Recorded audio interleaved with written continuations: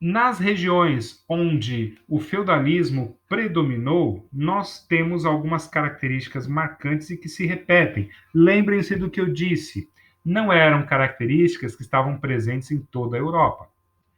Em relação a governo, em relação à política, nós tínhamos então a monarquia, nós tínhamos os reis, porém, com um império tão vasto, com territórios tão distantes e uma população rural, os senhores feudais, aqueles guerreiros, aqueles nobres que recebiam terras e se tornavam senhores feudais, eles vão tendo cada vez mais controle sobre a região e menos os reis vão ter controle sobre o cotidiano, sobre o dia a dia. Esses senhores feudais, na maioria das vezes, estabeleciam aquilo que os governos fazem hoje em dia. Então, os reis desses reinos bárbaros, desses reinos germânicos, tinham maior ou menor controle sobre os seus senhores feudais, de acordo com a época, de acordo com o momento. Algumas regiões tinham reis mais centralizadores, era o caso do reino dos suevos, era o caso do reino dos visigodos. Em outras áreas, como nós vimos no futuro Sacro Império Romano Germânico, aquele do centro ali da Europa, o poder era pulverizado em diversos senhores feudais. Na economia, ou seja, atividades que geram lucro, que geram dinheiro, no centro da Europa, nós teremos então um predomínio da agricultura e da pecuária, sendo muitas vezes autossuficientes, ou seja, procuravam produzir dentro do feudo tudo o que necessitavam. E aqui nós vemos, neste desenho de uma apostila do ângulo, como seria um esquema de funcionamento de um feudo, o castelo do senhor feudal, aqui a aldeia dos camponeses, o plantio, e temos aqui nesses textos algumas características desse sistema. Eu vou ampliar um pouquinho para vocês verem. Deem uma pausa no vídeo, façam a leitura.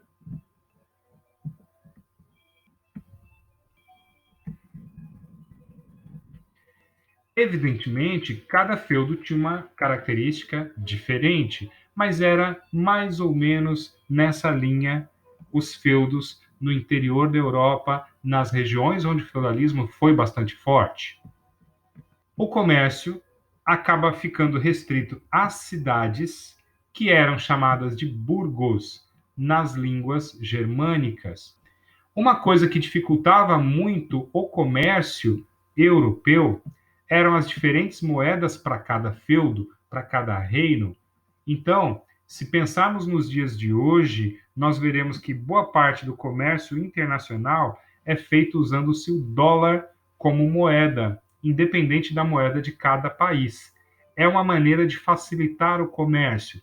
Você imagina, por exemplo, se um comerciante sai do reino dos ostrogodos fazendo comércio no reino dos burgúndios, depois dos francos, em cada reino, ou dentro de cada reino, cada senhor feudal estabelecer uma moeda, ou alguns senhores feudais estabelecerem moedas, isso vai dificultar enormemente as trocas. Você vai vender um produto e receber uma moeda aqui que não vale em outra região e só poderá ser trocada por outras coisas dentro dessa região. Então, isso dificultava enormemente o comércio no interior da Europa. Porém, no litoral, tanto do norte, no Mar do Norte, quanto no Mar Mediterrâneo aqui, a situação já era diferente. Aqui nós vemos nesse mapa algumas estradas, rotas de comércio que ligavam cidades importantes da época e que eram cidades comerciais e que tinham as chamadas feiras, que eram os encontros, como diz esse texto aqui, ó, de comerciantes, como a gente sabe, como a gente conhece as feiras nos dias atuais, tanto nessa região quanto do lado de cá. Imagine que todo esse território aqui ficava isolado e afastado dessas feiras e dessas estradas. Aqui nós vemos também, neste outro mapa, que você pode fazer uma pausa para analisar melhor, os produtos relacionados aqui às cidades italianas, em especial a Gênova, e a região de Flandres, que é a atual Bélgica, essa região entre a Bélgica e a Holanda. Esta área aqui ao norte da Europa, a Hansa Germânica, reunia então povos diversos e cidades independentes que trocavam produtos entre si e que faziam comércio entre elas e eram bastante fortes e bastante influentes. Nessa região, o feudalismo, da maneira que conhecemos, era muito fraco, era muito fragilizado. Essas cidades medievais, esses burgos, seria algo parecido com essa cidade, por exemplo, uma cidade medieval da França e que hoje é aberta para visitação turística. Observe aqui os muros altos e as torres de vigilância. Observe aqui as casas das pessoas aqui dentro. Era um burgo, era onde ficavam os burgueses. Ou essa aqui na Espanha, observe que as casas amontoadas umas sobre as outras aqui. Esses eram burgos, era onde se situavam os comerciantes. Uma outra razão do comércio não ser tão desenvolvido na época do feudalismo era a opinião da igreja em relação ao comércio. Observamos nesse texto aí de um influente teólogo da Igreja Católica do período, São Tomás de Aquino, sobre o comércio e sobre comerciantes, alegando que o comércio, a troca de dinheiro, a troca de produtos para obter lucro seria censurável, ou seja, fomenta, alimenta a cobiça, alimenta a vontade de ganhar dinheiro que não conhece limites, por isso seria pecaminosa. Para muitos teólogos da Igreja Católica, o mundo ideal, então, deveria ter três grupos, três ordens. Seriam essas ordens: a nobreza, o clero e o povo. Os burgueses não deveriam fazer parte dessa ordem social. Para a Igreja Católica, então, ter três grupos: um que protegeria e defenderia todos, o outro que cuidaria da alma de todos e o outro que trabalharia. Esses três grupos representariam, inclusive, a Santíssima Trindade. A ideia de trindade era muito forte para a Igreja Católica Ocidental. Os burgueses não se encaixavam e, além disso, tinha um problema deles buscarem o lucro. Esse tipo de sociedade que havia na época medieval era chamada sociedade estamental, onde a divisão social é baseada na origem do nascimento da pessoa. Se a pessoa nasceu nobre, ela vai manter-se nobre, ela não se tornaria um camponês. Da mesma maneira, um camponês não poderia se casar com uma pessoa da nobreza, não poderia se tornar um nobre. Então, a definição de classe social ou de grupo social, ela não estava vinculada ao dinheiro e às posses, e sim à origem. Mesmo para fazer parte do clero, o povo, no máximo, poderia chegar ao baixo clero, que seria o padre, o pároco ali da região. Agora, para fazer parte do alto clero, bispo, arcebispo, cardeal, seria necessário fazer parte da nobreza. Esses nobres viviam nos famosos castelos. Vale lembrar o seguinte: por que viver num castelo? Ora, as guerras eram constantes, esses senhores eram guerreiros, estavam constantemente em guerra, daí a necessidade de morar em casas fortificadas, onde seus sentinelas poderiam ficar aqui intocados, observando se por acaso viesse algum inimigo. Vários desses castelos hoje são atrações turísticas dos países europeus e ganham muito dinheiro justamente com esse negócio de turismo. Como eu disse, esses nobres eram o tempo todo treinados para a batalha, treinados para a guerra, tanto os senhores feudais quanto os seus cavaleiros. Nós temos aqui algumas características desses grupos. Quando havia uma guerra entre senhores feudais, os camponeses também eram convocados a participar como parte da infantaria leve. Dê uma pausa para fazer a leitura.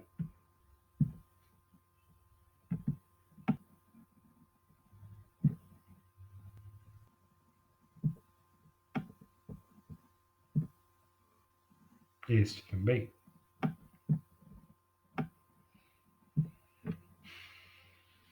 É muito comum vermos esse tipo de batalha ou esse tipo de soldados em filmes, em séries, em jogos.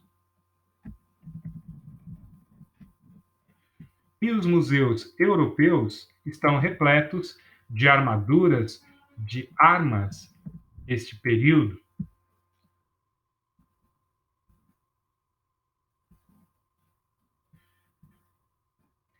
A diferença entre senhores feudais, nobres, cavaleiros e os camponeses estava inclusive na alimentação.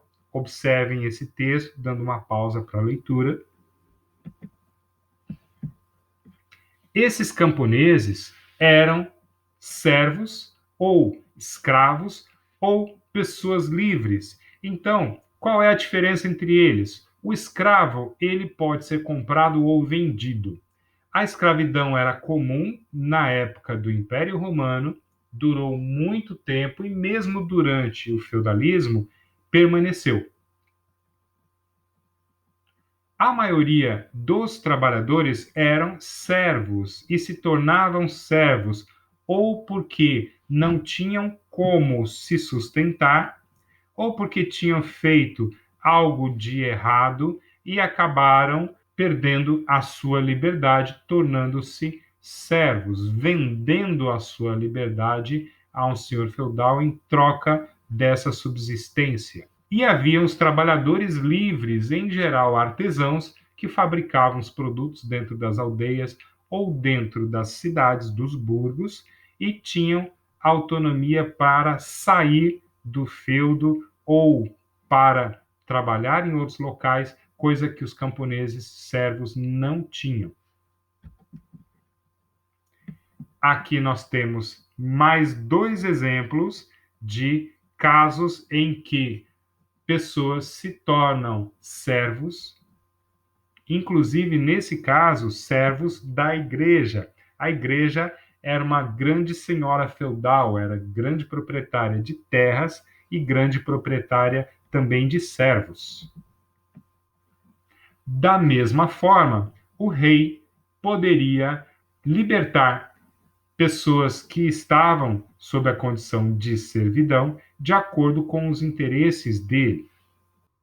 Agora há pouco eu comentei que esses camponeses deveriam trabalhar para o senhor feudal em troca de autorização para viver nas terras desse senhor.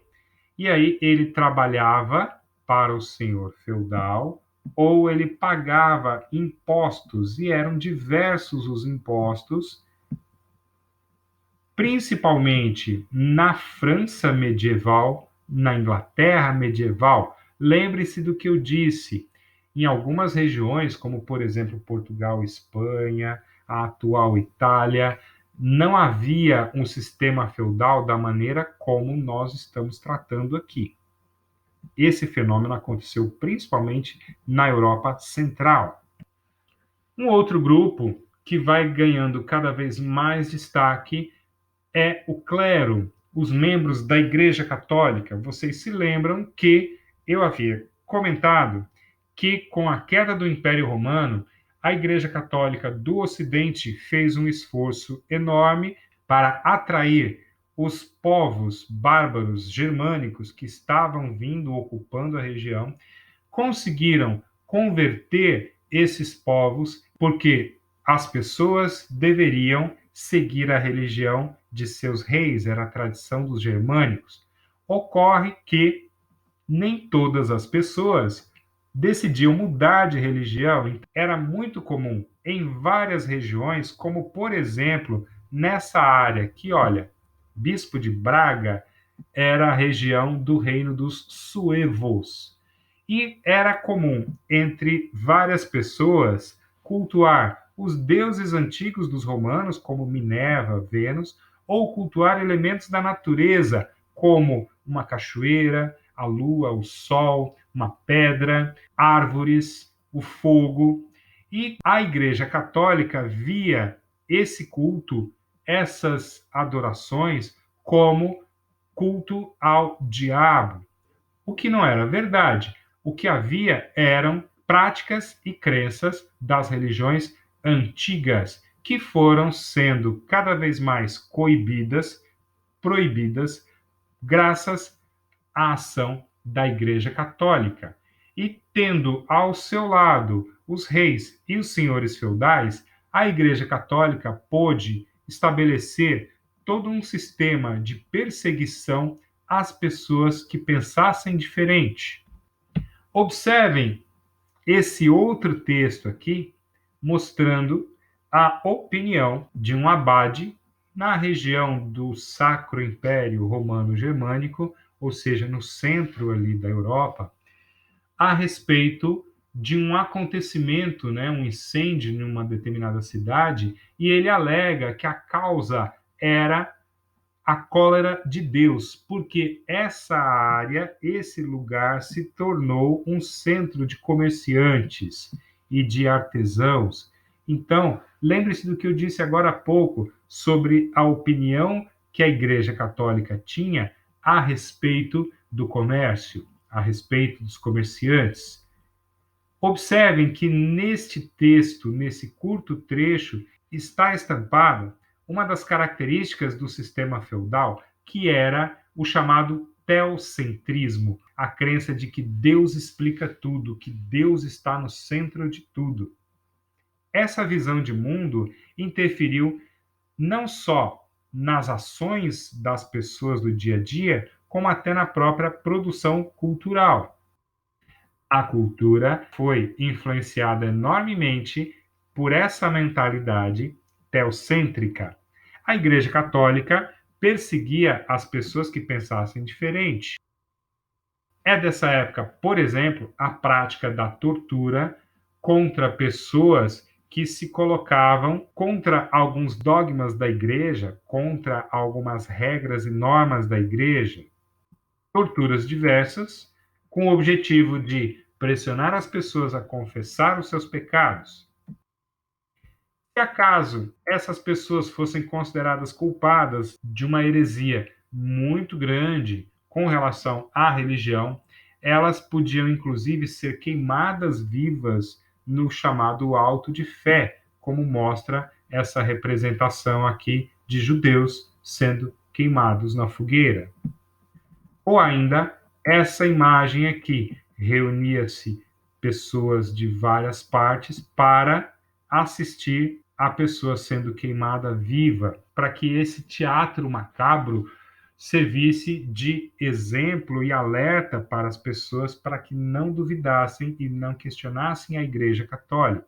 Toda essa perseguição a quem pensava de forma diferente e, além disso, o acúmulo cada vez maior de terras e de riqueza fazia com que as pessoas ficassem cada vez mais descontentes com a Igreja Católica. Foram surgindo diversos movimentos contra esse poder da Igreja, muito descontentamento, por exemplo, em relação ao que a Igreja foi se tornando, inclusive o próprio cargo de Papa sendo comprado ou vendido diversas vezes, em diversas oportunidades, como vemos nessa reportagem do jornal Folha de São Paulo.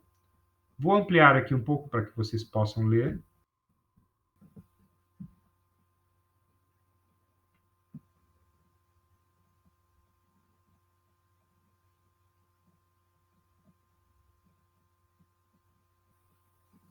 uma outra personagem que surge, que são as famosas bruxas, e a ideia de bruxaria, e a Igreja Católica considerando como bruxaria todas aquelas práticas mágicas, ou de poções mágicas, ou de encantamentos, que muitas mulheres faziam na época do feudalismo.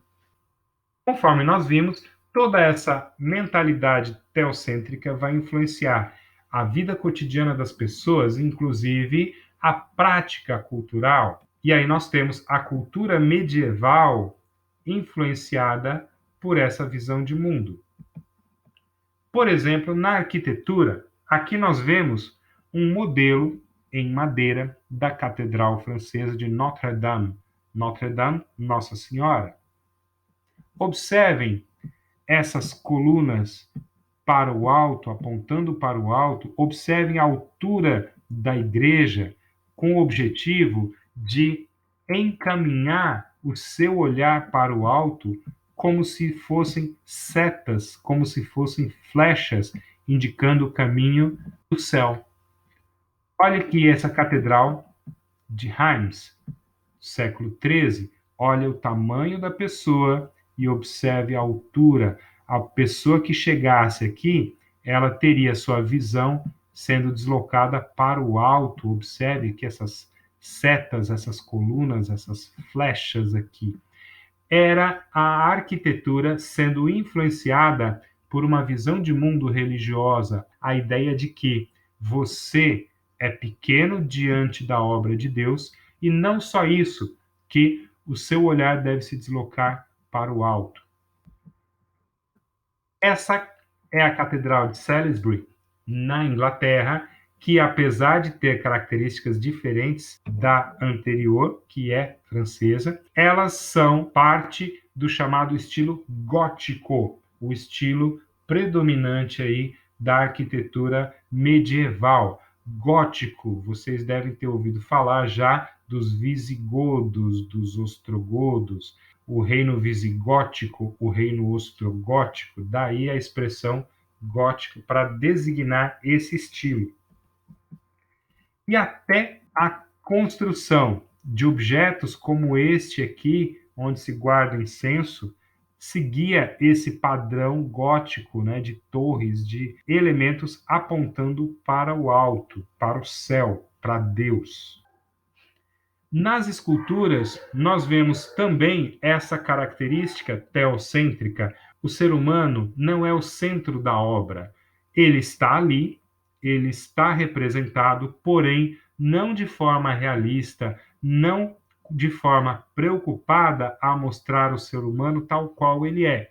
Por essa razão, nós vemos que algumas coisas não se encaixam. Por exemplo, a questão da proporção, se a gente compara a mão das pessoas, ou aproximando um pouco mais, todos ali com o mesmo rosto, a mesma cara, não há preocupação com o indivíduo, não há preocupação com o realismo. Esse tipo de característica de realismo, de ênfase nos detalhes ou no ser humano, vai ser retomado tempos depois no chamado renascimento cultural. Porém, durante o feudalismo, o mais importante era passar a mensagem e não exatamente a obra em si. Aqui nós observamos também, nesse pequeno cofre, essa característica. Temos os profetas, Gaspar, Baltazar, Belchior, e todos eles com o mesmo rosto, com a mesma cara, as mesmas características. O que os diferencia é apenas o nome que está ali. Ou seja, a mensagem está passada, são profetas. Porém, não há uma preocupação com o indivíduo profeta, com o indivíduo pessoa. Observamos isso também nessa escultura que mostra Cristo saindo aqui do sepulcro. Observe a proporção das partes do corpo de Cristo, que não são proporções como as reais, como as que nós estamos habituados, né? Porém, a mensagem está sendo passada e isso é o que importa. Aqui, por exemplo, temos a escultura de um cavaleiro sobre o seu túmulo. Óbvio, sabemos que é uma pessoa, porém, dá para perceber que não houve uma preocupação com o indivíduo particularmente, e sim em passar a mensagem de que aquela pessoa era um cavaleiro. É aí que nós observamos como a mentalidade, como a visão de mundo, ela aparece nas obras de arte, ou seja, a maneira como um artista vai fazer uma determinada obra tem muito a ver com os valores que ele tem, com aquilo que ele acredita, com a visão de mundo que ele tem. Nós veremos mais adiante, quando estudarmos o Renascimento, que essa visão de mundo ela vai sendo modificada ao longo do tempo, principalmente quando a Igreja Católica, ao longo do feudalismo, se desgastar cada vez mais e, consequentemente, ir perdendo fiéis. Outra característica da arte do período feudal são os vitrais que contam histórias para pessoas que, em grande parte, eram analfabetas. Dessa maneira, os padres poderiam contar histórias bíblicas e mostrar essas histórias para as pessoas, além do que o efeito causado sobre as pessoas era importante também. Antes de chegar ao interior da igreja, as pessoas já viam aquele templo enorme com colunas apontando para o alto. Ao entrar, se deparava com esse teto extremamente alto e, consequentemente, qualquer som aqui acaba causando um eco e uma reverberação muito grande. A luz do sol cruzando esses vitrais colocava sobre o ambiente um espetáculo de luzes diferentes que acabava gerando uma comoção.